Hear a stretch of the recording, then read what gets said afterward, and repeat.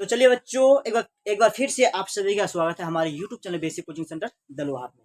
तो आज की क्लासेस में हम लोग पढ़ने वाले हैं रासायनिक अभिक्रिया एवं समीकरण। ठीक है, रासायनिक अभिक्रिया और समीकरण जो है पूरा चैप्टर को हम लोग इसी वीडियोस में देखने वाले हैं, शुरू से अंत तक बने रहेगा। ठीक है, सारे के सारे क्लासेस जो है मतलब जो है इस वन शॉट वीडियो में ही आपको जो है रासायनिक अभिक्रिया और समीकरण के बारे में बता दिया जाएगा। उसके बाद जो है इसका जो पार्ट 2 वीडियो होगा उसमें आपको जो सब्जेक्ट क्वेश्चन और ऑब्जेक्टिव क्वेश्चन कराए जाएंगे। ठीक है, अब यदि शुरू से अंत तक यदि बने रहता है इस वीडियोस में तो रासायनिक अभिक्रिया और समीकरण, ठीक है, आपको जो कहीं और पढ़ने की आवश्यकता नहीं पड़ेगी कभी। और जो जिंदगी होती है लाइफ टाइम में और कभी आपको रासायनिक अभिक्रिया और समीकरण पढ़ने की आवश्यकता नहीं पड़ेगी। ठीक है, तो रासायनिक अभिक्रिया और समीकरण दो ही टॉपिक है, एक रासायनिक अभिक्रिया क्या है और रासायनिक समीकरण क्या है, और यानी जो रासायनिक समीकरण रासायनिक अभिक्रिया में क्या क्या परिवर्तन हो सकते हैं, क्या क्या बन सकता है, और रासायनिक समीकरण में क्या क्या हो सकता है, इन्हीं के बारे में हमें पढ़ना है। ठीक है, बहुत ही छोटा अध्याय, ज्यादा अध्याय ये बड़ा जो है अध्याय नहीं है। ठीक है, तो चलिए जानेंगे ऐसे परिवर्तन जिनमें नए गुण वाले पदार्थ का निर्माण होता है। ऐसे परिवर्तन बोला, ऐसा कोई भी परिवर्तन जिसमें जो है नए गुण वाले पदार्थों का निर्माण होता है, नए गुण जो वाला है उसमें उस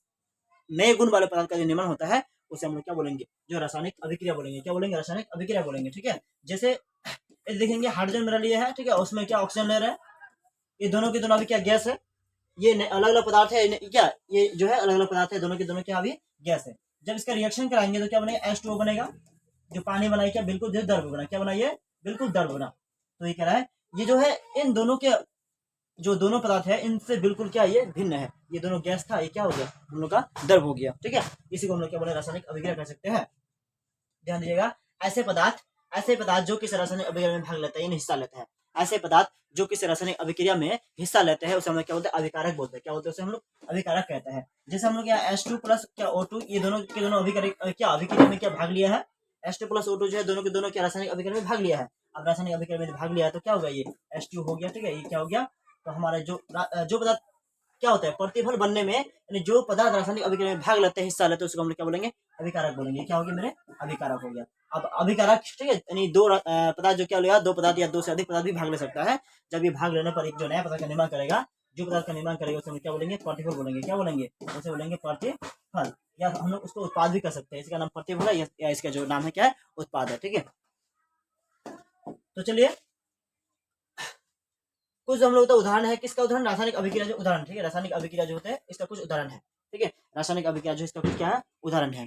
तो क्या बोला है, भोजन का पाचन जो है ये भी क्या रासायनिक अभिक्रिया है, क्योंकि जो भोजन का पाचन होता है, जब भोजन क्या होता है, जब भोजन एक बार क्या हो जाएगा, जब भी होगा जो भोजन होगा उससे जब भी एक बार पाचन हो जाएगा, ठीक है, क्या हो जाएगा, पाचन हो जाएगा, तो क्या नहीं कर सकता ये जो है फिर से स्वस्थ भोजन जो है, मतलब जो स्वच्छ भोजन होता है, स्वस्थ जो भोजन होता है हम क्या नहीं कर सकते, यानी खाद्य पदार्थ के रूप में नहीं ला सकते। ठीक है, पचा हुआ भोजन को फिर से हम लोग खाद्य पदार्थ के रूप में, यानी उसको फिर से हम लोग क्या होता है भोजन के रूप में नहीं ला सकते। ठीक है, अगला जो हो गया तुम्हारा क्या, शोषण। जैसे कि हम लोग शोषण क्रिया करते हैं, शोषण क्रिया के दौरान जो है क्या, जब भी हम सांस लेते हैं तो शोषण क्या होता है, उसमें से ऑक्सीजन को लेते हैं, ऑक्सीजन लेने पर क्या होता है वो जो है, ठीक है, बोला क्या फेफड़ा में जाकर, और जो क्या होता है जाके जो क्या होते हैं, ये जो है रक्त से क्या करते हैं, रक्त से अभिक्रिया कर जो क्या CO2 जो गैस होता है, कार्बन डाइऑक्साइड गैस का निर्माण करते हैं। यानी क्या ऑक्सीजन लिए, क्या हमारे पास जो है गैस तो लिए कौन सा, जब हम लोग सांस लिए तो लिए ऑक्सीजन, लेकिन जब हम लोग बाहर निकल रहे हैं क्या निकल रहा है, CO2 निकल रहा है। यानी एक प्रकार क्या ये भी जो है रासायनिक अभिक्रिया। ठीक है, ये भी क्या रासायनिक अभिक्रिया है। लोहे पर जंग लगना ये भी रासायनिक अभिक्रिया है, क्योंकि जंग एक जो है क्या, जंग एक जो है रासायनिक पदार्थ है। लोहे में जब क्या जंग लग जाता है तो जंग से, उस जंग से हमने क्या होता है, जो जंग होता है लोहे में, जो भूरा रंग का जो जंग होता है, उस जंग से फिर हम लोग लोहा को प्राप्त नहीं कर सकते हैं। यानी यह भी एक प्रकार के क्या है, रासायनिक अभिक्रिया। ठीक है, जब हम लोग क्या करेंगे, देखिए अगला मैग्नीशियम फीते को जलाना। जब मैग्नीशियम के फीता को हम लोग जलाएंगे तो मैग्नीशियम फीता को जलाने पर क्या होता है, जब वो जल जाता है तो क्या होता है, हम फिर से उसे मैग्नीशियम फीता, यानी जो मैग्नीशियम फीता को जलाने पर, ठीक है, तो मैग्नीशियम के रूप में काट नहीं सकते हैं, मैग्नीशियम का चूर्ण जो होता है ये बन जाता है। तो ये भी क्या रासायनिक अभिक्रिया है। आपको पूछ सकता है मैग्नीशियम का फीता, ये जो पूछ सकता है। दही का बनना, ठीक है, जब क्या होता है दही अपशिष्ट के रूप में दही का बनता है, तो दही का बनना ये भी क्या रासायनिक अभिक्रिया ही है। दही का जो बनना क्या है, यही भी रासायनिक अभिक्रिया है। जैसे कि दूध है, दूध से क्या हो गया, जो दूध हो गया, दूध से हम लोग क्या करते हैं, जो दूध हो गया इसमें जौन डाल के जो है कुछ अम्ल पदार्थ डाल के जो है क्या डालेंगे, कुछ अम्ल का पदार्थ डाल के, तो क्या होता है इससे जो दही बनाते हैं, यानी दही से, ठीक है, दही से फिर हम क्या नहीं कर सकते हैं, दूध को प्राप्त नहीं कर सकते।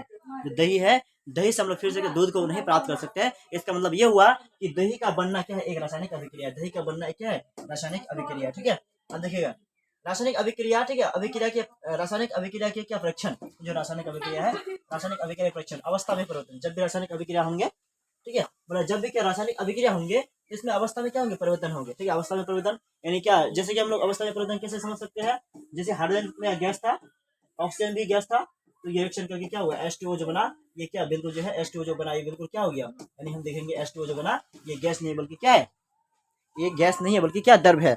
तो क्या द्रव से क्या बन गया, वो गैस।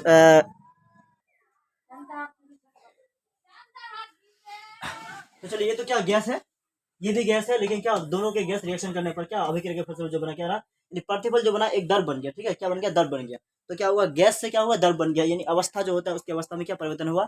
ये भी गैस अवस्था में था, तो क्या होगा, गैस अवस्था से क्या हुआ, एक द्रव्य अवस्था में आ गया। इस प्रकार जो है, और बहुत सारे रासायनिक अभिक्रिया में इस तरह जो रासायनिक अभिक्रिया के फलस्वरूप क्या होती है, अवस्था में क्या होती है, परिवर्तन होती है, अवस्था में क्या होती है, परिवर्तन होती है, ठीक है। अगला है रंग में परिवर्तन। क्या होती है, रंग में भी क्या होता है, बहुत सारे जो रंग होते हैं, रंग में भी क्या होता है, परिवर्तन होता है। जब हम लोग क्या करेंगे, रंग में परिवर्तन देखेंगे, तो पोटेशियम परमैंगनेट जो होता है, पोटेशियम परमैंगनेट को, ठीक है, ये ध्यान दीजिएगा, जो पोटेशियम परमैंगनेट है,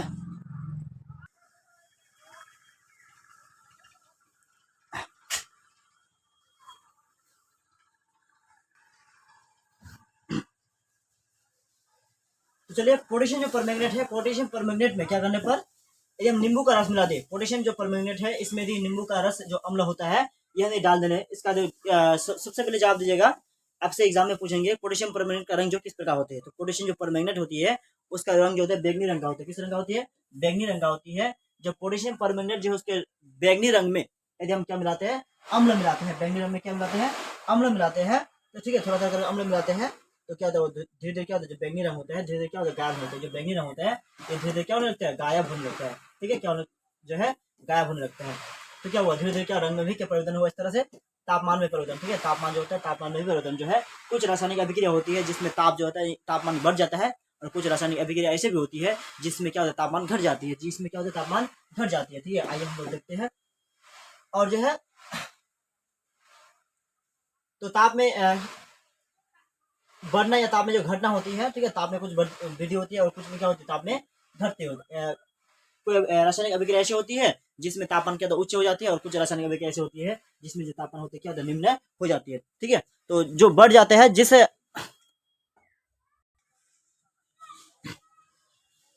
तो कुछ जो होते हैं, कुछ रासायनिक अभिक्रिया में जो है क्या होती है, ताप में ही परिवर्तन होते हैं, ताप जो है तापमान पर परिवर्तन होते हैं।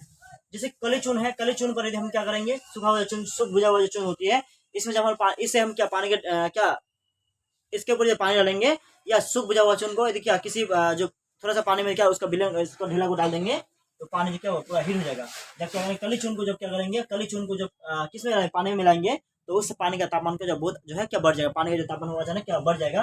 यानी इस प्रकार इस रासायनिक अभिक्रिया में क्या हुआ, ताप में वृद्धि हुआ, और इस रासायनिक अभिक्रिया में क्या हुआ, ताप में क्या अभिक्रिया के फलस्वरूप जो क्या हुआ, ताप में वृद्धि हुआ। और ताप में यदि वृद्धि होता है तो ऐसी अभिक्रिया हम लोग क्या बोलते हैं, उष्माक्षेपी बोलते हैं। क्या बोलते हैं, ऐसी अभिक्रिया को हम लोग क्या उष्माक्षेपी अभिक्रिया बोलते हैं, उष्माक्षेपी अभिक्रिया कहते हैं, ठीक है। आपसे एग्जाम में पूछेगा कि उष्माक्षेपी अभिक्रिया से आप क्या समझते हैं, उष्माक्षेपी अभिक्रिया से आप क्या समझते हैं, ठीक है, जवाब दीजिएगा। उसको जो है ऐसे भी लिख सकते हैं, ऐसे अभिक्रिया, ठीक है, ऐसे अभिक्रिया जिस अभिक्रिया के फलस्वरूप, बोला ऐसे अभिक्रिया यानी उष्माक्षेपी अभिक्रिया ऐसे अभिक्रिया है जिससे रासायनिक अभिक्रिया के फलस्वरूप, जिसमें रासायनिक अभिक्रिया के फलस्वरूप क्या होती है, ताप में क्या वृद्धि होती है, ठीक है, ताप में क्या होती है, वृद्धि होती है, ऐसा भी कर सकते हैं। यानी ऐसी रासायनिक अभिक्रिया जिसमें अभिक्रिया के फलस्वरूप, ऐसे रासायनिक अभिक्रिया जिसमें अभिक्रिया के फलस्वरूप जो होती है क्या होती है, ताप में वृद्धि होती है, उसे हम लोग क्या उष्माक्षेपी अभिक्रिया कहते हैं। क्या बोले, उसे हम लोग उष्माक्षेपी अभिक्रिया बोलेंगे, ठीक है। उसके साथ साथ जो है क्या अमोनियम क्लोराइड जो है, अमोनियम क्लोराइड में क्या मिलाएंगे, बेरियम हाइड्रोक्साइड मिलाएंगे। अमोनियम क्लोराइड में जब क्या मिलाएंगे, बेरियम हाइड्रोक्लोराइड मिलाएंगे, यानी हाइड्रोक्साइड मिलाएंगे,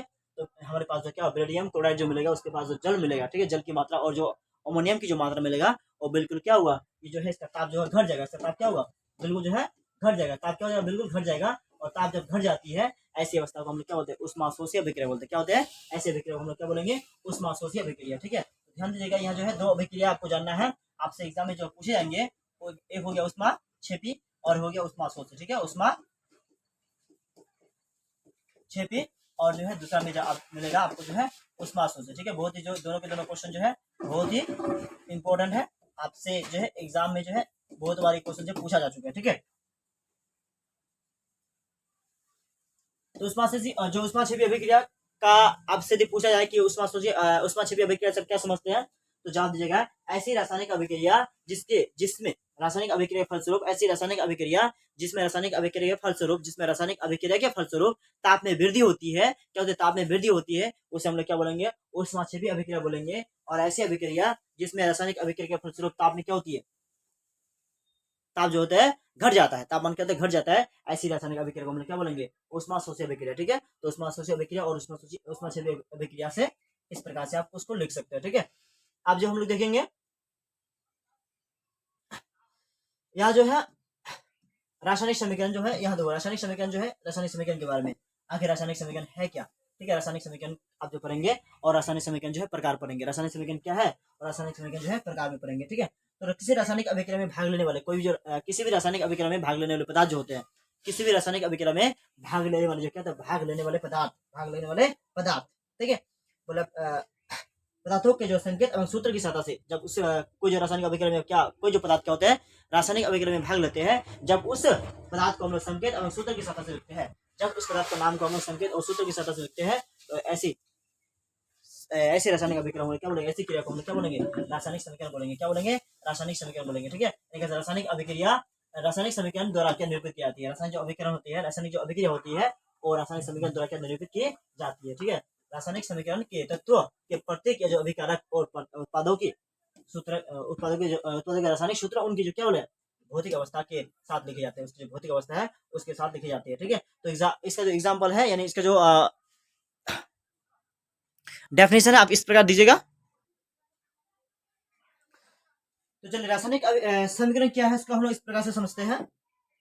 जब क्या करते हैं, किसी रासायनिक अभिक्रिया में भाग लेने वाले पदार्थ, किसी भी रासायनिक अभिक्रिया में भाग लेने वाले जो पदार्थ होते हैं, लेने वाले पदार्थ बोला है, उसके उस पदार्थ का जो हम लोग क्या जब उस पदार्थ को संकेत में एवं सूत्र की सहायता से लिखते हैं, जब कोई रासायनिक अभिक्रिया में कोई जो है रासायनिक अभिक्रिया में भाग लेते हैं, जब कोई भी पदार्थ जब रासायनिक अभिक्रिया में भाग लेते हैं, जब उस पदार्थ का नाम को हम लोग संकेत और सूत्र की सहायता से लिखते हैं, सहायता से उस क्या अभिक्रिया का संक्षिप्त निरूपण करना रासायनिक समीकरण कहलाता है। जैसे जो है देखिए हाइड्रोजन जो है और क्लोरीन के मिश्रण को, जब हाइड्रोजन और क्लोरीन के मिश्रण को सूर्य के प्रकाश की उपस्थिति में, ठीक है, सूर्य के प्रकाश की उपस्थिति में रखते हैं तो हाइड्रोजन क्लोराइड बनाता है। जैसे कि इस कथन को हम लोग ऐसे लिखेंगे, किसके हाइड्रोजन को H2, किसको हाइड्रोजन को H2, हाइड्रोजन का संकेत H2 हो गया और क्लोरीन को Cl का क्या क्लोरीन का हो गया Cl2। जब दोनों को मिश्रण किया प्लस से जोड़ दिए, इस अभिक्रिया को सूर्य के प्रकाश की उपस्थिति में रखते हैं तो क्या बनता है, HCl बनता है। क्या बनता है, जो HCl बनता है, यानी H क्या हो गया, Cl हो गया। ठीक है, जब क्या करें हाइड्रोजन और क्लोरीन के मिश्रण को सूर्य प्रकाश की, ठीक है, उपस्थिति में रखते हैं तो हाइड्रोजन क्लोराइड बनाता है। क्या बनाता है, ये हाइड्रोजन क्लोराइड बनाता है। तो ये हाइड्रोजन क्लोराइड बनाया, ठीक है, हाइड्रोजन का H हो गया, क्लोराइड का क्या हुआ, हाइड्रोजन क्लोराइड बनाया। इसको हम लोग क्या बोलते हैं, इसको इसी बात को जब पूरे बात को हम लोग क्या करें, जैसे कि पूरा कथन है, पूरा डेफिनेशन है, पूरा डेफिनेशन में क्या लिखा है, हाइड्रोजन और क्लोरीन के मिश्रण को सूर्य के प्रकाश की उपस्थिति में रखने पर क्या होता है, हाइड्रोजन यानी क्या हाइड्रोजन क्लोराइड बनाता है, यानी हाइड्रोक्लोरिक अम्ल बनाता है। जब इसी बात को हम लोग क्या लिखेंगे, H2, ठीक है, जैसे कि हाइड्रोजन के लिए H2 हो गया, क्लोरीन के लिए Cl2 हो गया, ठीक है, रिएक्शन करके क्या बनाएंगे, HCl बनाएंगे। इसी को हम लोग बोलते हैं रासायनिक समीकरण। क्या बोलेंगे, इसी क्रिया को, इसी संक्षिप्त निरूपण को बोलेंगे रासायनिक समीकरण। ठीक है, और जो यह क्या हुआ, रासायनिक अभिक्रिया हुआ, ये जो है रासायनिक क्या हुआ, अभिक्रिया हुआ। जो कथन के शब्दों के लिए इसके जो रूप में लिखे, इसके रूप में लिखे हाइड्रोजन की अभिक्रिया, ठीक है, यानी हाइड्रोजन को किससे, हाइड्रोजन गैस को क्लोरीन गैस से मिलाने पर, ठीक है, और सूर्य के प्रकाश की उपस्थिति में रखने पर क्या बनता है, जो हाइड्रोक्लोरिक अम्ल यानी HCl जो है हाइड्रोजन क्लोराइड जो बनता है यो। ठीक है, इसी क्रिया को हम लोग क्या बोलेंगे, जब यही क्रिया क्या होगा, इसे हम लोग क्या शब्दों में लिखेंगे, यानी क्या जब शब्दों में लिखेंगे उसको बोलेंगे रासायनिक, हम लोग क्या बोलेंगे, अभिक्रिया बोलेंगे। और जब से हम लोग क्या करेंगे, सौर भाषा में लिखेंगे संकेत के रूप में और उसके जो सूत्रों के रूप में लिखेंगे तो क्या होगा, यह जो रासायनिक समीकरण कहलाएगा। ठीक है, क्या कहलाएगा, इसको रासायनिक समीकरण कहलाएगा। ठीक है, इसी के साथ चलते हैं हम लोग अगला। तो रासायनिक समीकरण हो चुका है। अब जो है पढ़ना है आपको संतुलित रासायनिक समीकरण और असंतुलित। ठीक है, संतुलित क्या है, असंतुलित क्या है, इसके बारे में आपको जानना है। तो संतुलित करना, तो संतुलित करने के से पहले, यानी संतुलित करने सीखने से पहले हमें जानना होगा संतुलित रासायनिक समीकरण क्या है और असंतुलित रासायनिक समीकरण क्या है। ठीक है, तो संतुलित समीकरण वह समीकरण है जिसमें क्या, संतुलित समीकरण वह समीकरण, ठीक है, जिसमें क्या होता है, समीकरण के दोनों ओर, जिसमें समीकरण के दोनों ओर प्रत्येक तत्वों की परमाणु संख्या समान होती है, वह समीकरण जिसमें समीकरण के दोनों ओर प्रत्येक तत्वों की परमाणु संख्या समान होती है, उसे हम लोग क्या बोलेंगे? संतुलित रासायनिक समीकरण बोलेंगे। क्या बोलेंगे? संतुलित रासायनिक समीकरण बोलेंगे। चलिए उदाहरण के तौर पर हम यहाँ देखते हैं।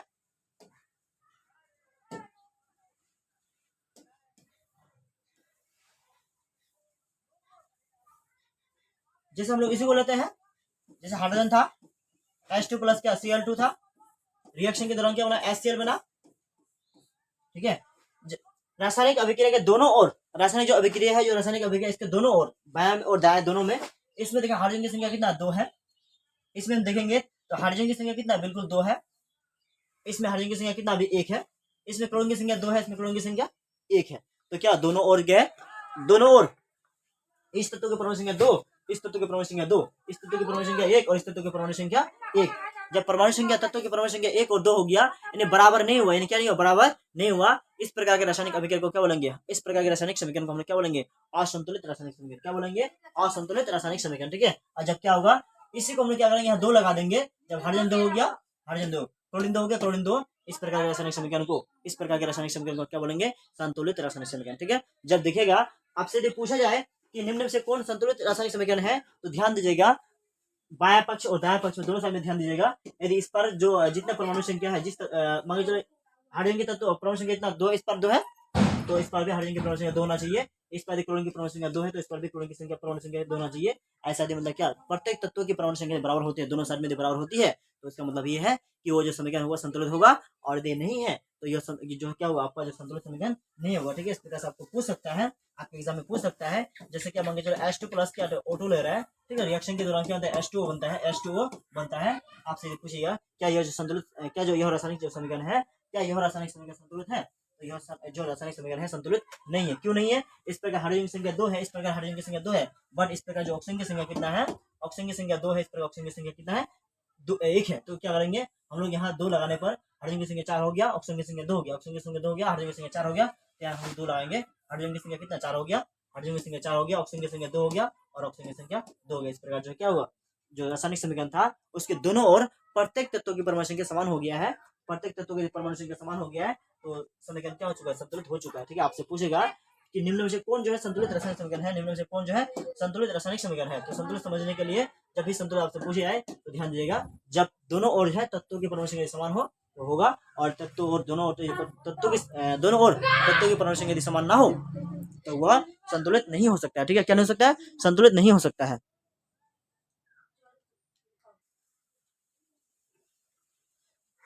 तो चलिए संतुलित रासायनिक समीकरण, इसका डेफिनेशन दे रहा हूँ। यदि आपसे पूछे जाए कि संतुलित रासायनिक समीकरण किसे कहते हैं, तो जवाब दीजिएगा वह समीकरण जिसमें समीकरण के दोनों ओर, वह समीकरण जिसमें समीकरण के दोनों ओर प्रत्येक तत्वों की परमाणु संख्या समान हो, प्रत्येक तत्वों की, वह समीकरण जिसमें समीकरण के दोनों ओर प्रत्येक तत्वों की परमाणु संख्या समान होती है, उसे क्या बोलेंगे? संतुलित रासायनिक समीकरण बोलेंगे। क्या बोलेंगे? संतुलित रासायनिक समीकरण बोलेंगे। जैसे क्या H2 हो गया प्लस क्या Cl2 होता है, रिएक्शन करके क्या बनता है? HCl बनता है। क्या बनता है? HCl बनता है। तो हाइड्रोजन की संख्या 2 है, इस पर हाइड्रोजन की संख्या इस पर 1 है। ठीक है, मतलब क्या बराबर नहीं है, बराबर नहीं है, तो यह समीकरण संतुलित नहीं है। तो क्या होना चाहिए? बराबर होना चाहिए। तो इस पर क्लोरीन की संख्या 2 है, हाइड्रोजन की संख्या भी 2 है, तो हम लोग यहाँ लगाने पर क्या हुआ? जब देखेंगे तो अब देखने पर हाइड्रोजन की संख्या क्या हो गया? इस पर भी 2 हो गया, क्लोरीन की संख्या इस पर भी 2 हो गया, क्लोरीन की संख्या तो इस पर 2 है, हाइड्रोजन की संख्या इस पर 2 है, तो इस प्रकार के समीकरण को हमने क्या बोलेंगे? संतुलित रासायनिक समीकरण बोलेंगे। ठीक है, अब इसी यदि आपको यदि पूछा जाए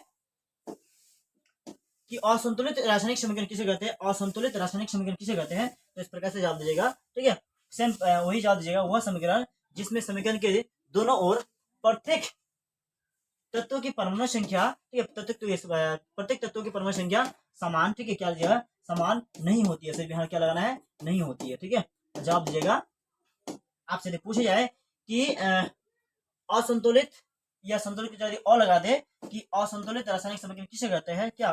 ठीक है, यदि लगा दे असंतुलित रासायनिक समीकरण किसे कहते हैं, तो जवाब दीजिएगा वह समीकरण जिसमें समीकरण के दोनों ओर, वह समीकरण जिसमें समीकरण के दोनों ओर प्रत्येक तत्वों की परमाणु संख्या समान नहीं होती। समान की बात क्या लगा दिया? सिर्फ नहीं लगा देगा, नहीं होती है, उसे हम लोग क्या बोलेंगे? असंतुलित रासायनिक समीकरण बोलेंगे। ठीक है, असंतुलित रासायनिक समीकरण बोलेंगे। जैसे रिएक्शन को हम लोग ले सकते हैं, जैसे कि हम लोग क्या H2 वाला लिए थे, H2 प्लस क्या Cl2 लिए थे, रिएक्शन वाला लिए थे, तो हमारे पास जो क्या होगा? H2 प्लस Cl2 रिएक्शन के बाद क्या बनेगा? जो रिएक्शन है रिएक्शन होने के बाद जो है क्या बनेगा, अभिक्रिया क्या बनता है, HCl बनता है। ठीक है, क्या बनता है, ये HCl बनता है, हाइड्रोक्लोरिक अम्ल बनता है। दोनों हाइड्रोक्लोरिक अम्ल बनता है तो क्या होगा, HCl बनेगा। तो क्या होगा, HCl जो देखेंगे। अभी देखो हाइड्रोजन की संख्या इस पर 2 है, इस पर हाइड्रोजन की संख्या 1 है। अभी जो है क्लोरीन की संख्या इस पर भी 1 है, इस पर क्लोरीन की संख्या कितना, 2 है। अभी यानी जो है दोनों ओर जो है प्रत्येक तत्व की परमाणु संख्या बिल्कुल बराबर नहीं है। जब दोनों ओर प्रत्येक तत्व की परमाणु संख्या बराबर ना हो तो उसी को हम लोग बोलेंगे क्या, असंतुलित रासायनिक समीकरण। असंतुलित रासायनिक समीकरण यह जो है आपसे एग्जाम में पूछेंगे। ठीक है, आपसे पूछे जाएंगे। ऑब्जेक्टिव में पूछना हो तो इस तरह से पूछेंगे कि निम्न में से कौन जो है असंतुलित रासायनिक समीकरण है। ठीक है, और निम्न से कौन संतुलित रासायनिक समीकरण है। तो ध्यान दिया सिर्फ इस बात पर कि इस पार जितना परमाणु होंगे, इस पार जितना क्या तत्वों की परमाणु संख्या होंगे। ठीक है, इस पार हाइड्रोजन की संख्या 2 है तो इस पार भी हाइड्रोजन की संख्या 2 होना चाहिए। इस पार क्लोरीन की संख्या 2 है तो इस पार भी क्लोरीन की संख्या 2 होना चाहिए। यदि ऐसा होगा तो वो जो समीकरण क्या होगा, बिल्कुल आपका संतुलित होगा। और ऐसा नहीं हुआ तो बिल्कुल क्या हुआ, वो जो होगा असंतुलित रासायनिक समीकरण होगा। क्या होगा, असंतुलित रासायनिक समीकरण होगा। ठीक है, इस प्रकार से जो है आपको सिर्फ क्या क्लास जो है 10th में आपको सिर्फ पहचान नहीं देगा कि आपको जो है संतुलित करने नहीं देगा। एग्जाम में कभी आपसे पूछने जाएंगे कि संतुलित कीजिए, क्योंकि वो 11 12 का हो गया। ठीक है, और जो है यहाँ से आपको जो पूछेंगे संतुलित चेक करने के लिए, संतुलित है या नहीं है, सिर्फ चेक करने के लिए पूछेंगे कि संतुलित है या नहीं है। ठीक है, इसी के साथ हम लोग चलेंगे अभी अगला टॉपिक में। तो चलिए प्यारे बच्चों, अभी जो हम लोग पढ़ने वाला है संयोजन अभिक्रिया। ठीक है, संयोजन जो अभिक्रिया होती है क्या होती है। उस समय लाइट चले जाने के कारण जो है मतलब वीडियो से आपका जो क्लासेस है यानी वन शॉट पूरा नहीं हो पाया था। जैसे कि बोले थे ये जो वीडियो है आपका वन शॉट होने वाली है, जो वन शॉट जो है पूरा का पूरा नहीं हो पाया था, जिस कारण से हमें अधूरा जो है अभी करना होता है। ठीक है, तो अभी हम लोग पढ़ने वाले हैं संयोजन जो अभिक्रिया होती है क्या होती है। देखो संयोजन अभिक्रिया से आप क्या समझते हो, क्वेश्चन पूछ सकता है आपसे, संयोजन अभिक्रिया से आप क्या समझते हैं। तो जवाब दीजिएगा, इस अभिक्रिया में यानी संयोजन अभिक्रिया में 2 या 2 से अधिक, ठीक है, अभिकारक, 2 या 2 से अधिक जो है अभिकारक, या 2 से अधिक पदार्थ जो है, ठीक है, परस्पर जो मिलकर एक जो है क्या उत्पाद यानी एक जो प्रतिफल बनाता है। क्या होता है, एक प्रतिफल बनाता है, उत्पाद बनाते हैं, उसे हम लोग क्या बोलते हैं। ठीक है, उसे हम लोग संयोजन अभिक्रिया बोलते हैं। ठीक है, उसे हम लोग क्या बोलते हैं, संयोजन अभिक्रिया कहते हैं। जैसे ए और बी जो है दोनों के दोनों ए क्या है, अभिकारक है, और जो ये उत्पाद अलग है और बी उत्पाद है। ठीक है, दोनों को जोड़ने पर क्या बना, जो सी बना एक अलग तरह का क्या उत्पाद बना है। तो ऐसे हम लोग क्या अभिक्रिया को क्या बोलेंगे, संयोजन अभिक्रिया बोलेंगे। जैसे भी दिखा सकते हैं उदाहरण के तौर पर, जो कोयले का दहन, ठीक है, कोयले को हम लोग क्या करते हैं, दहन करते हैं, तो सी और जो क्या सी और O2 को जो क्या बनाने पर जो CO2 बन जाता है, कार्बन डाइऑक्साइड बन जाता है। जल का निर्माण देख सकते हैं, जल को जो निर्माण होते हैं, जल का निर्माण में जैसे क्या H2, ठीक है, जो हाइड्रोजन गैस और ऑक्सीजन गैस है, यहाँ जो हाइड्रोजन गैस है और यहाँ ऑक्सीजन गैस है, दोनों का रिएक्शन करने पर क्या होता है, जो दोनों को हम लोग क्या जोड़ते हैं, तो ये मेरा एक उत्पाद है, सॉरी ये दोनों मेरा क्या अभिकारक है, दोनों के मिलने से क्या H2 जो बना है क्या प्रतिफल है। ठीक है, जो H2 बना है क्या प्रतिफल है, या तीर का निशान होगा प्रतिफल है। ठीक है, इस प्रकार से क्या हो गया, लिक्विड हो गया।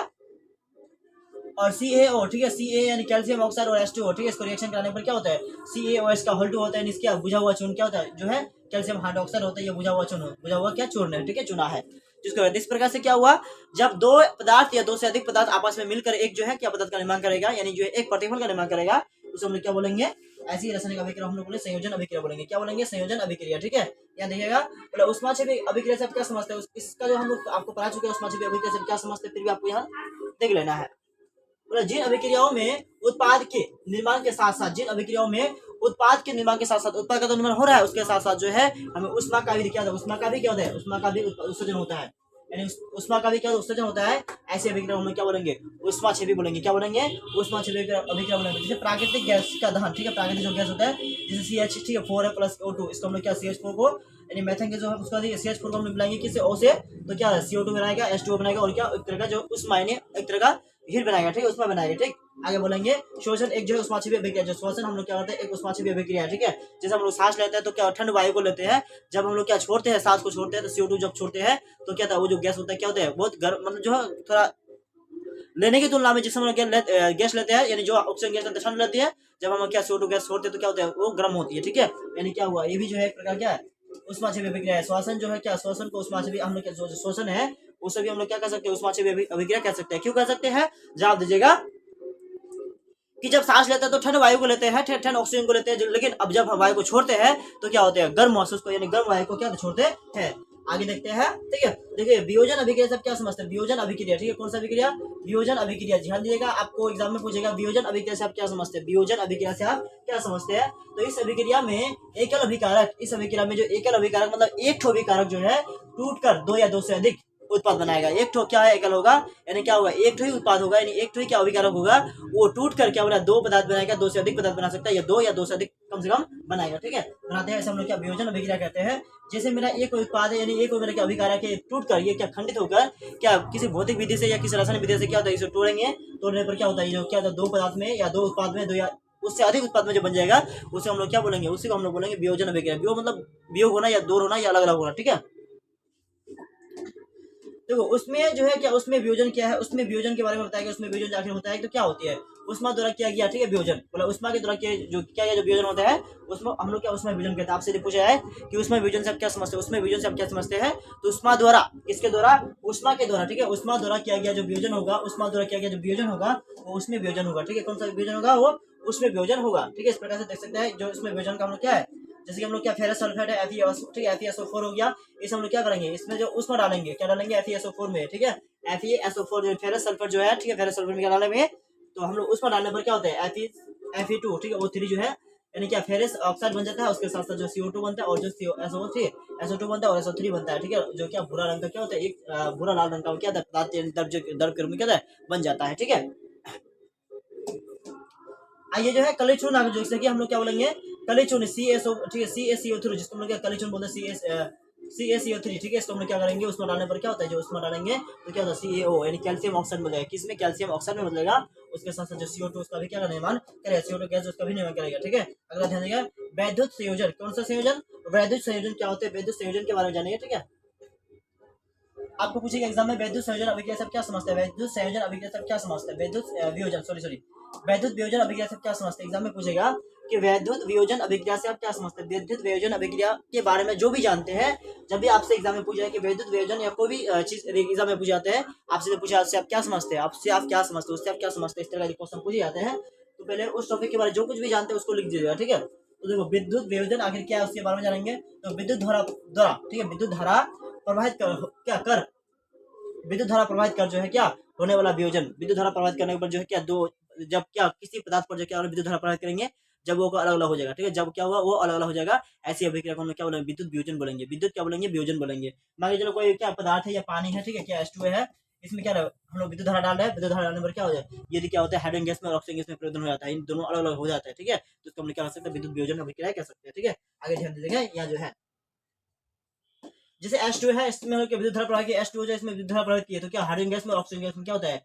दोनों के दोनों विभक्त हो जाते हैं, हाइड्रोजन गैस में जो और ऑक्सीजन गैस होता है दोनों में क्या होता है, उसमें विभक्त हो जाते हैं। तो ऐसे रासायनिक अभिक्रिया को हम लोग क्या बोलेंगे, ऐसे रासायनिक क्रिया को ही हम लोग क्या बोलेंगे, वियोजन अभिक्रिया बोलेंगे। इस चित्र में देख सकते हैं जो हम लोग क्या एक जो है क्या ये, ठीक है, बीकर है, इस बीकर में हम लोग क्या पानी ले लिए है, और जो है पानी के साथ साथ जो प्रश्न लिया है, ठीक है, जो प्रश्न लिया है, और ग्रेफाइट का रॉड लिया, ठीक है, ग्रेफाइट लोहा का नहीं बल्कि ग्रेफाइट का लिया, ठीक है। आपने तो क्या लोहा भी ले सकते हैं, तो ग्रेफाइट या लोहा जो भी लीजिए, ठीक है। और जो ये पानी है, ठीक है, क्या है ये पानी है, ग्रेफाइट का दोनों क्या लोहा है, एक कैथोड है, एक क्या है, एक जो हम लोग का कैथोड है और एक हम लोग क्या है इलेक्ट्रोड, ठीक है, ब्लड स्विच है, यानी एनोड है। ये हम लोग का जो है क्या प्लस है, ये हम लोग का माइनस है, और हम लोग क्या करें, जो एक स्विच लगा दिया है और एक बैटरी, बैटरी से धारा प्रदान करने पर क्या होता है, इसमें जो होगा जब हम लोग क्या करेंगे विद्युत धारा प्रदान करेंगे तो क्या होगा, जो हमें कैथोड पर एनोड पर जो क्या जो हाइड्रोजन गैस को मुक्त करेगा, क्या करेगा, जो एनोड है ये क्या करेगा, हाइड्रोजन गैस को मुक्त करेगा, और जो एनोड, ठीक है, जो एनोड है क्या करेगा, ऑक्सीजन गैस को मुक्त करेगा, जो क्या O2 जो गैस है उसको मुक्त करेगा, और ये हाइड्रोजन गैस को मुक्त करेगा, ठीक है। और ये प्लास्टिक का क्या मग है, एक तरह का प्लास्टिक जो है क्या मग है, या जो हम प्लास्टिक के मग के सहारे मग के स्थान पर हम क्या ले सकते हैं, या जो किसी बीकर को भी ले सकते हैं, या कोई भी पदार्थ हो हम उसको ले सकते हैं। इस प्रकार इस प्रकार से जब क्या विद्युत धारा क्या प्रवाहित की, किसमें जो पानी में विद्युत धारा प्रवाहित की है, तो क्या हुआ, जो पानी जो बना हुआ था किससे, दो पदार्थ से बना था, दो गैसों से बना था, हाइड्रोजन गैस और ऑक्सीजन गैस से बना था। जब हाइड्रोजन गैस और ऑक्सीजन गैस क्या अलग अलग हो गया, किसमें पानी में डालने पर, ठीक है, पानी में हम लोग क्या जब क्या डाले विद्युत धारा डाले, तो क्या दोनों अलग अलग जो हो गया, इसी क्रिया को हम लोग क्या बोलेंगे, इसी क्रिया को, इसी विधि को या इसी सिस्टम को हम लोग क्या बोलेंगे, विद्युत वियोजन अभिक्रिया बोलेंगे, क्या बोले, विद्युत वियोजन अभिक्रिया बोलेंगे। आपको ये पूछा है कि विद्युत वियोजन अभिक्रिया से क्या समझते हैं, विद्युत धारा द्वारा प्रभावित की जाने वाली, विद्युत धारा द्वारा, ठीक है, विद्युत धारा द्वारा यानी विद्युत धारा प्रवाहित कर, ठीक है, होने वाला वियोजन को, यानी होने वाला वियोजन को हम लोग क्या विद्युत वियोजन कह सकते हैं। इसको आप जो है इस तरह से भी दे सकते हैं, या जो है इसका उदाहरण जो आप दूसरा तरह से भी दे सकते हैं, ठीक है। यदि आपको बोले विद्युत वियोजन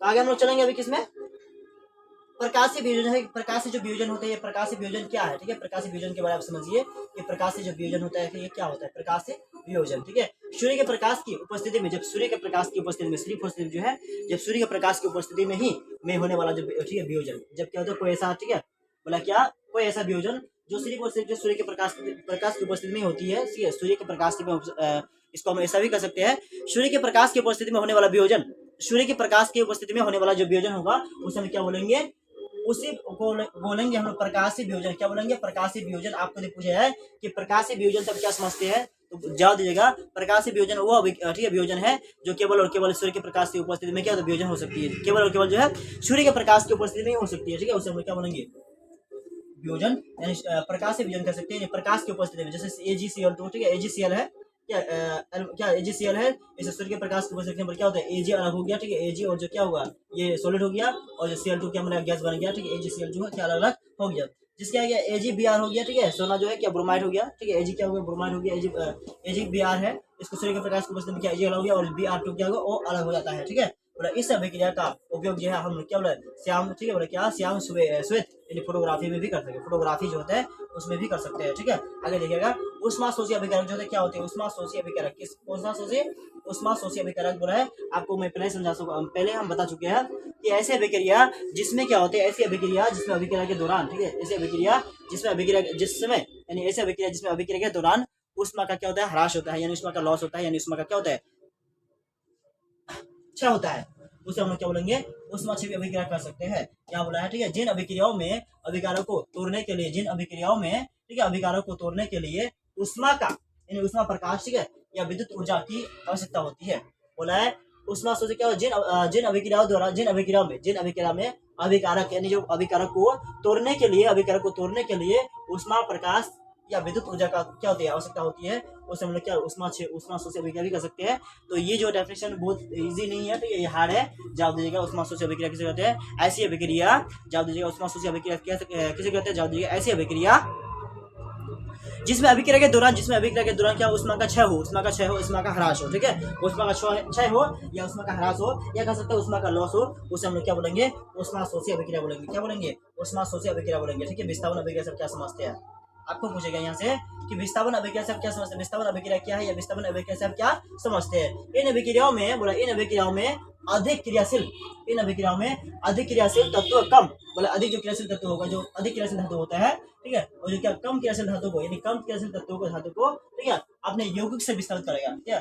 जो ज्यादा शक्तिशाली है, यानी जो क्या अधिक क्रियाशील धातु है, अधिक क्रियाशील धातु क्या करेगा, कम क्रियाशील धातु को क्या अपने घर मतलब विस्तारित करेगा, क्या बोला वो उस तत्व को विस्तारित करेगा या उस धातु को विस्तारित करेगा। जैसे क्या है Fe+, ठीक है, Fe+COSO4 हो गया, और हम होगा FeCO4 हो गया, और Fe शक्तिशाली होने के कारण जो Cu क्या है, कॉपर कम शक्तिशाली है, जो लोहा क्या अधिक शक्तिशाली है, तो क्या करेगा, जो ये क्या Fe जो होगा CO को निकाल के आगे भेज देगा, ठीक है, और जो क्या Fe जो रिएक्शन करेगा, Fe जो COSO4 से, Fe जो है COSO4 से रिएक्शन करेगा, यानी FeSO4 हो गया, फेरस बन गया, और जो Cu था मैंने क्या निकाल के उसको बाहर भेज दिया, ठीक है। क्यों भेजा है, क्योंकि कॉपर जो है क्या लोहा की तुलना में, Fe की तुलना में जो कॉपर है कम क्रियाशील धातु है, इसलिए क्या हुआ, जो कम क्रियाशील धातु होगा उसी को क्या करेगा, वो ज्यादा वाला विस्थापित करेगा, वो विस्थापित करेगा, ठीक है।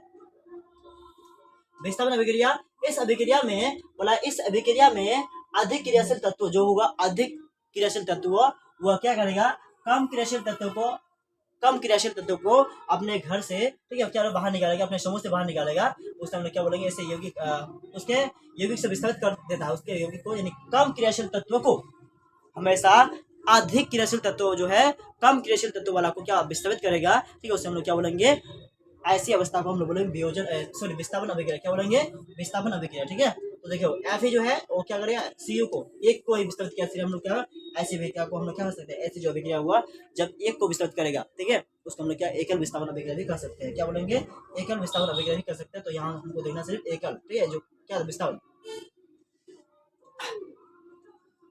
तो लोहे की जो कील होगा, लोहे की कील पर यह देख सकते हैं, ठीक है, स्टेन हो गया, ये क्या प्रश्नल हो गया, लोहे के कील हो गया, ये क्या होगा, कॉपर सल्फेट का विलयन हो गया, और ये ये धागा हो गया, ठीक है। इसको करने पर क्या होता है, ऐसा रिएक्शन करने पर क्या होता है, लोहे की जो कील होगा, लोहे की कील वो भूरे रंग का जो क्या ऊपर जो लोहे के कील होता है, लोहे के कील पर यह देखेंगे, थोड़ा सा नीचे करना होगा, लोहे का जो कील होगा, लोहे का जो कील पर क्या होते हैं, लोहे की कील लोहे की कील पर भूरे रंग की जो कॉपर का परत जम जाता है, लोहे की कील इसमें भूरे रंग का जाता है, इसमें जो कॉपर का परत जम जाता है और CuSO4 जो होता है कि नीले विलेन को, CuSO4 के नीले विलेन को क्या होता है, ये क्या होता है, हरा कर देता है। CuSO4 जो नीला जो विलेन होता है, आपसे पूछ सकता है CuSO4 का जो विलेन कैसा होता है, तो नीला होता है, हरा होता है, काला होता है, पीला होता है। CuSO4 का विलेन जो होता है नीला होता है। क्या होती है, CuSO4 के नीले विलेन रंग को क्या था, हरा कर देता है। ठीक है, क्या हरा, FeSO4 के निर्माण के कारण होता है। ठीक है, हो गया है।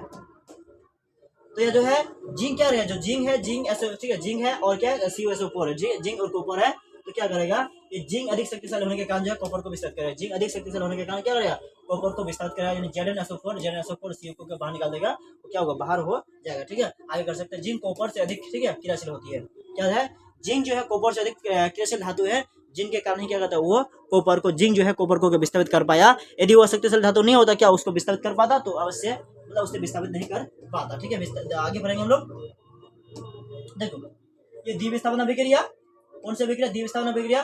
द्विविस्थापन अभिक्रिया जो है, इस अभिक्रिया में उत्पादों का निर्माण, जो उत्पादक होता है उसका निर्माण दो यौगिकों के बीच, क्या होता है, दो यौगिकों के बीच आयनों के मतलब आदान प्रदान जो होता है, द्विविस्थापन अभिक्रिया क्या हो गया, द्विविस्थापन अभिक्रिया। इस अभिक्रिया में उत्पाद जो होता है, इस अभिक्रिया में जो उत्पाद होते हैं, उत्पादों का जो निर्माण होता है, उत्पाद का जो निर्माण, जिसमें उत्पाद होगा उसका जो निर्माण होगा, दो, ठीक है, क्या बोला, दो यौगिकों के बीच, दो यौगिक जो है उसके बीच जो है, ठीक है, आयनों का आदान प्रदान करके क्या बनाएगा। ठीक है, जैसे कि रिएक्शन में दे सकते हैं, मेरा रिएक्शन क्या है, Na2N क्या है, हम लोग का जो Na2SO4 है, ठीक है, Na2SO4 प्लस क्या हो गया, Na2SO4 है, उसमें क्या BaCl2 है, तब क्या करेगा, जब ये बनाएगा Ba जो है, जो Ba है ना, ये क्या बोले, जो यहाँ B है, ये SO4 से इसके रिएक्शन करेगा, और जो Na है क्या हुआ, Cl से रिएक्शन करेगा। ठीक है, आपने आयनों का दो यौगिक जो है अपने बीच, दो यौगिकों के बीच अपने आयनों का आदान प्रदान, ठीक है, ये आयन जो इसको ले लेगा और यह आयन इसको ले लेगा, ठीक है, आयनों का आदान प्रदान करके क्या बनाएगा, आयन जो उसका आदान प्रदान करके क्या बनाएगा, आदान प्रदान करके जो क्या एक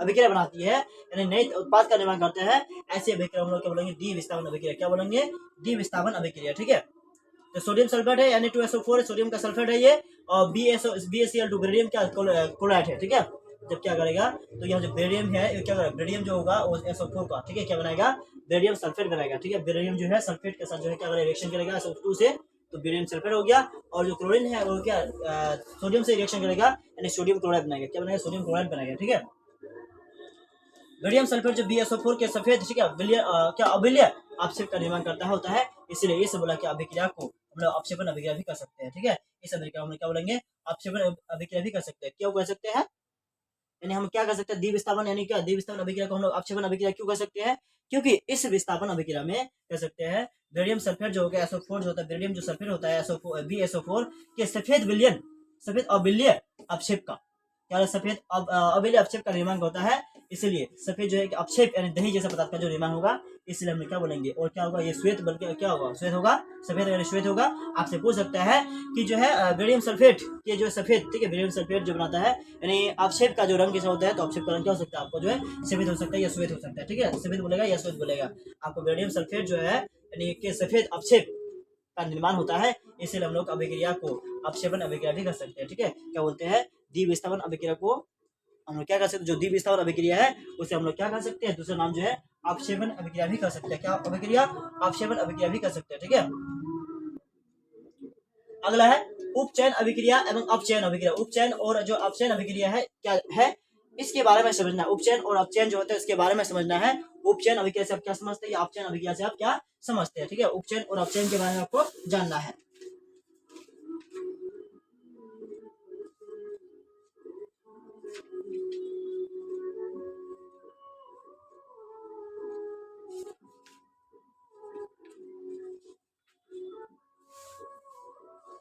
देखो उपचयन क्या होगा, जब किसी पदार्थ में ऑक्सीजन की वृद्धि होती है, जब कोई पदार्थ होती है उसमें ऑक्सीजन की मात्रा बढ़ जाए, ऑक्सीजन की मात्रा क्या वृद्धि हो जाती है या बढ़ जाती है। ठीक है, जैसे उसे हम लोग क्या बोलेंगे, अपचयन बोलेंगे। जब किसी पदार्थ में, जब भी किसी भी पदार्थ में ऑक्सीजन की मात्रा बढ़ जाती है, ऑक्सीजन की मात्रा क्या बढ़ जाती है, उसे हम लोग क्या बोलेंगे, अपचयन बोलेंगे। क्या बोलेंगे, अपचयन बोलेंगे।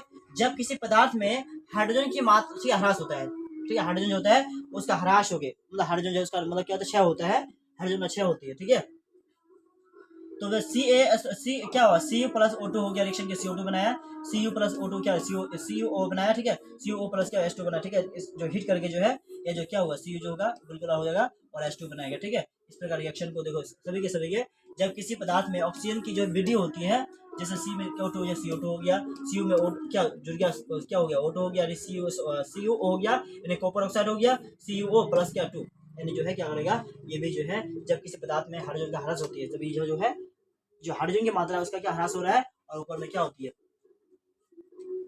जो ऑक्सीजन है उसकी वृद्धि हो रहा है। ठीक है, ऑक्सीजन की क्या हो रहा है, वृद्धि हो रहा है, यानी कह सकते हैं अपचयन। और जो उपचयन में अपचयन क्या हो गया, जब किसी पदार्थ में ऑक्सीजन की वृद्धि होती है तथा जो जब क्या ऑक्सीजन की वृद्धि होती है उसे हम लोग क्या अपचयन अभिक्रिया कहते हैं, और जो है इस प्रकार से कर सकते हैं। ठीक है, और जो Cu में क्या हो गया, CuO में यानी कॉपर सॉरी कार्बन में जो कार्बन है इसमें क्या O2 जुड़ गया तो CO2 बन गया, Cu में यानी कॉपर में ऑक्साइड जुड़ गया यानी कॉपर ऑक्साइड बन गया, कॉपर ऑक्साइड में क्या हाइड्रोजन जुड़ गया तो क्या होगा कॉपर प्लस हाइड्रोजन पानी बन गया, कॉपर प्लस क्या बन गया पानी बन गया, H2O बन चुका है। ठीक है, अगला जो है हम लोग का अपचयन क्या हो गया, अपचयन अभिक्रिया से आप क्या समझते हैं, आपसे पूछा है कि अपचयन जो अभिक्रिया होती है क्या होती है, अपचयन अभिक्रिया से आप क्या समझते हैं, जवाब दीजिएगा। ठीक है, क्या जवाब देना है आपको कि अपचयन जो होते हैं जब किसी भी पदार्थ में ऑक्सीजन का ह्रास होता है, जब किसी भी पदार्थ में जो ऑक्सीजन होता है उसका ह्रास होता है, यदि ऑक्सीजन का क्या वृद्धि हुआ तो अपचयन उपचयन, यदि क्या कोई पदार्थ होता है, यदि कोई अभिक्रिया है जिस अभिक्रिया में जब किसी भी पदार्थ में ऑक्सीजन की वृद्धि हुआ तो क्या हुआ अपचयन हो गया, उपचयन हो गया, और जब क्या होता है ऑक्सीजन का ह्रास होगा यानी ऑक्सीजन का क्या होगा ह्रास होगा, उस समय क्या बोलेंगे अपचयन बोलेंगे। तो जब किसी पदार्थ में जो है हाइड्रोजन की वृद्धि होगा, जब किसी पदार्थ में हाइड्रोजन की वृद्धि हो रहा है, जो हाइड्रोजन है ये क्या वृद्धि हो रहा है, हाइड्रोजन की क्या हो रहा है H प्लस जो है इसका मतलब वृद्धि हो रहा है, और जो है ऑक्सीजन का क्या हो रहा है ह्रास हो रहा है, जो ऑक्सीजन की मात्रा कम हो रहा है और हाइड्रोजन की मात्रा बढ़ रहा है, ऐसी अभिक्रिया को हम क्या बोलेंगे, ऐसी अभिक्रिया को बोलेंगे अपचयन। क्या बोलेंगे अपचयन। और कोई ऐसी अभिक्रिया हो जिसमें क्या हो रहा है, ऐसी कोई ऐसी अभिक्रिया जिसमें ऑक्सीजन जो है इसकी वृद्धि हो, ऑक्सीजन की क्या वृद्धि हो और हाइड्रोजन है इसका क्या ह्रास हो, यानी हाइड्रोजन जो है उसकी मात्रा घटे और ऑक्सीजन की मात्रा बढ़े। ठीक है, ऐसी अभिक्रिया को हम लोग क्या बोलेंगे अपचयन। ठीक है, और ऐसी अभिक्रिया यानी ऐसे पदार्थ जिसमें क्या होते हैं, जिसमें हम लोग क्या हो हाइड्रोजन की मात्रा जो है क्या कम वृद्धि हो और ऑक्सीजन की मात्रा क्या हो कम हो, उसे बोलेंगे अपचयन। तो अपचयन और उपचयन आप क्या समझ चुके हैं, आगे चलते हैं। ठीक है,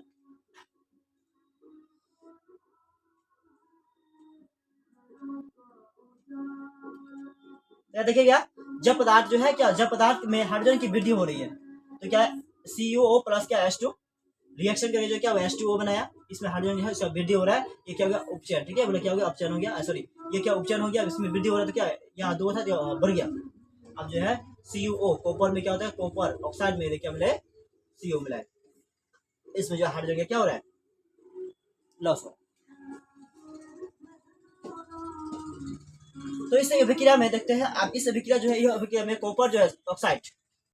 तो चलिए आइए हम लोग पढ़ने वाला दैनिक जीवन में उपचयन अभिक्रिया का प्रभाव हमारे डेली लाइफ में जो है, हमारे डेली लाइफ में यानी उपचयन जो अभिक्रिया है उसका प्रभाव जो है कैसे बढ़ता है। तो संक्षारण में ध्यान दीजिएगा, संक्षारण कैसे होता है, जब कोई धातु जब कोई भी धातु जो लोहा हो सोना हो चांदी कोई धातु जो होते हैं जब आंद्रता से अम्ल से आदि से संपर्क में आते हैं, कोई आंद्रता के ठीक है या अम्ल आदि के संपर्क में जब भी आती है जिससे धातु की बोला क्या ऊपरी परत जो है क्या होती है कमजोर होती है। जब क्या कोई धातु होती है आंद्रता के संपर्क में आएगा या कोई अम्ल के संपर्क में आएगा, ठीक है, जब भी आती है या कुछ क्षार के अम्ल संपर्क में आएगा, जब भी इन सभी के संपर्क में आएगा, ठीक है, तो क्या होगा धातु जो होता है उसके ऊपर का एक परत जो होता है धातु का सबसे ऊपर वाला परत में क्या होता है वो कमजोर हो जाती है, धातु का सबसे ऊपर जो परत होता है क्या होता है कमजोर हो जाती है। तो इससे क्या होता है संक्षारित हो जाती है, इससे क्या होता है संक्षारित हो जाती है, यानी कह सकते हैं कि क्षय हो जाती है, धातु जो ऊपरी परत हो जाती है क्षय हो जाती है, इससे जो लोहा होती है लोहा का भी क्षय हो जाती है। ठीक है, तो चलिए मेरे प्यारे बच्चों अभी जो है ठीक है गर्दन में थोड़ा बहुत सारा दर्द हो, आज जो है बहुत दर्द हो रही है जिसकी वजह से हम क्लास जो है आप लोग का सही ढंग से नहीं ले पा रहे हैं, हिला डुला भी ठीक से नहीं पा रहे हैं। ठीक है, पता नहीं ये दर्द कैसे हुआ अचानक ही मतलब जो है हो चुका है, फिर भी इसका दवाई नहीं लिया हम अभी तक। ठीक है, टाइगर लगा के जो अभी क्या आपको आप लोग के लिए क्लास कर रहे हैं, क्लास को जारी रखे हैं। तो जैसे क्लास खत्म होगा घर जाते वक्त जो है क्लास खत्म होगा तो क्या इसका भी बंदोबस्त कर लेंगे, ठीक है, ताकि जो है ठीक ठाक रहे। तो लोहे की वस्तुओं पर जंग लगना, ठीक है, लोहे की जो वस्तुओं पर उस पर जंग लगना, चांदी के ऊपर जो है एक काले पदार्थ एक काले परत जमना या तांबे के ऊपर जो है हरी पर चढ़ना, ये क्या संक्षारण कहलाता है। ठीक है, संक्षारण कहलाता है, सबको हमने क्या होता है संक्षारण के उदाहरण है। यदि बोलेगा कि लोहे के ऊपर जो लोहे की वस्तुओं पर जंग लगना, ये जो है किसका उदाहरण है, तो लोहे की वस्तुओं पर जो जंग लगना है ये संक्षारण जो होता है संक्षारण का उदाहरण है। आपसे यदि पूछा जाए कि जो है चांदी के ऊपर जो है, चांदी के ऊपर काले परत जमना, ठीक है, चांदी के ऊपर उसके ऊपर जो काला पदार्थ का जमना, काले परत का जमना, ये भी जो है क्या संक्षारण का उदाहरण है। और तांबे के ऊपर जो एक हरी पदार्थ जो होता है उसके ऊपर जमना, ठीक है, वो भी जो है संक्षारण का ही उदाहरण है। बोला क्या यसद, और ठीक है यसद लेपन जो होता है, बोला यसद लेपन क्या है, विद्युत, ठीक है, लेपन और जो है पेंट करके जो संक्षारण से धातु को, मतलब क्या संक्षारण के धातु को जो है बजाया जा सकता है। यदि बोले कि संक्षारण से मतलब क्या धातु को जो संक्षारण से धातु को कैसे संक्षारण किया जाता है, यानी कह सकते धातु को क्षय होने से कैसे बजाया जा सकता है।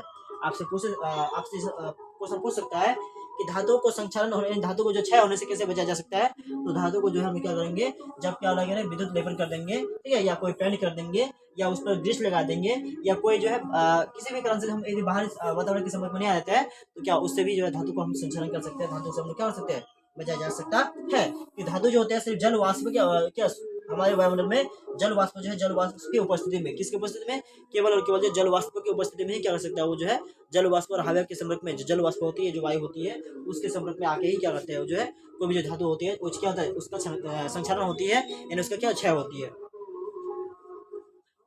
तो विकृत जो है गंधिता, विकृत गंधिता क्या होती है, तो वसा युक्त जो है और जो तेलीय खाद्य, ठीक है, तेल जो है खाद्य सामग्री वायु के संपर्क में, ठीक है, वायु के संपर्क में आने पर क्या होता है, जब क्या होते हैं वसा युक्त भोजन जो होता है, वसा युक्त जो भोजन होता है, या तेलीय पदार्थ, तेल जो खाद्य सामग्री होती है, जब भी ये वायु के संपर्क में आते हैं, जब भी क्या होता है ये वायु के संपर्क में आते हैं, तो क्या होता है वायु के संपर्क में आने पर जो क्या होता है ये उपचरित होकर जाते हैं, क्या होता है ये उपचरित हो जाती है, जिससे उसके जो है स्वाद क्या होता है और जो गंध होता है, दोनों अप्रिय लगते हैं, ठीक है, जिससे क्या स्वाद जो होता है, उससे जो स्वाद होता है और उसका जो क्या गंध होती है अप्रिय लगती है, खराब होने लगती है, परिवर्तन हो जाता है। इसे हम लोग क्या विकृत गंधीय भी कर सकते हैं, इसे हम लोग विकृत गंधे कहते हैं, ठीक है। आगे बोला है विकृत गंधे रोकने का उपाय है, ठीक है, यानी इसको कह सकते हैं खाद्य पदार्थ को दूषित होने से बचाने का कोई उपाय, ठीक है। खाद्य पदार्थ जो होता है उसको दूषित होने से कैसे बचा सकते हैं, आपको एग्जाम में पूछेगा सिंपल भाषा में, खाद्य पदार्थ को कैसे रोका, मतलब खाद्य पदार्थ को दूषित होने से कैसे रोका जा सकता है, उसके उपाय को लिखना है। तो उपाय को क्या हुआ, प्रति ऑक्साइड, ठीक है, ऑक्सीकरण का उपयोग करके,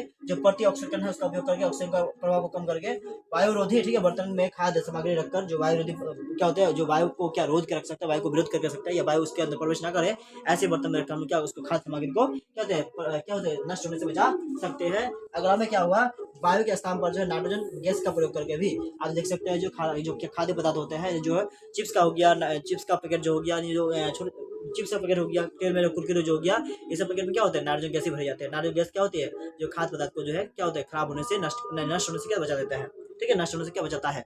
आप सोचते हैं कि आपके मन में आता होगा कि जो है जो चिप्स होते हैं सबके क्या होता है, इसमें वायु भरी होती है, तो वायु तो होती है, गैस तो भरी होती है, लेकिन वो ऑक्सीजन गैस नहीं होती, बल्कि जो नाइट्रोजन गैस होती है, और नाइट्रोजन ऑक्सीजन गैस नहीं बल्कि क्या होता है नाइट्रोजन गैस होती है, ठीक है। नाइट्रोजन गैस क्या करता है, किसी खाद्य पदार्थ को क्या होते हैं खराब होने से या नष्ट होने से बचा लेते हैं, ठीक है। इस प्रकार से जो मेरे प्यारे बच्चों क्या हुआ, ये जो अध्याय हुआ आपको, जैसे मैंने आपको जैसे बताया था कि जो यह 1 ये जो वीडियो होने वाली है प्यारे बच्चों, जैसे कि मैंने आपको बता चुके थे कि ये जो वीडियो होगा आपके लिए 1 शॉट वीडियो होने वाली है, तो 1 शॉट वीडियो में जो है ये क्या हो गया आपका जो है समाप्त हो चुका है। ये पूरा का पूरा जो है 1 शॉट वीडियो है, यानी रासायनिक अभिक्रिया जो समीकरण है बिल्कुल आपका जो समाप्त हो चुका है, ठीक है। अगला अध्याय में हम लोग जो अगला जो पार्ट 1 पढ़ेंगे, ठीक है, यानी जो है सॉरी ये पार्ट 1 है, पार्ट 2 जो हम लोग पढ़ेंगे रासायनिक अभिक्रिया जो समीकरण है, इसका हम लोग पार्ट 2 जो वीडियो में पढ़ेंगे। इस सब जितने सारे क्वेश्चन है, क्वेश्चन आंसर ऑब्जेक्टिव क्वेश्चन और सब्जेक्ट क्वेश्चन को हम लोग पढ़ेंगे, बिल्कुल पढ़ेंगे, ठीक है। पार्ट 2 में होने वाली है, तो आप जो है यह वीडियो आपको कैसा लगा इसके बारे में जरूर बताइएगा, ठीक है। यह वीडियो आपको कैसा लगा इसके बारे में जरूर बताइएगा, ठीक है। और जो है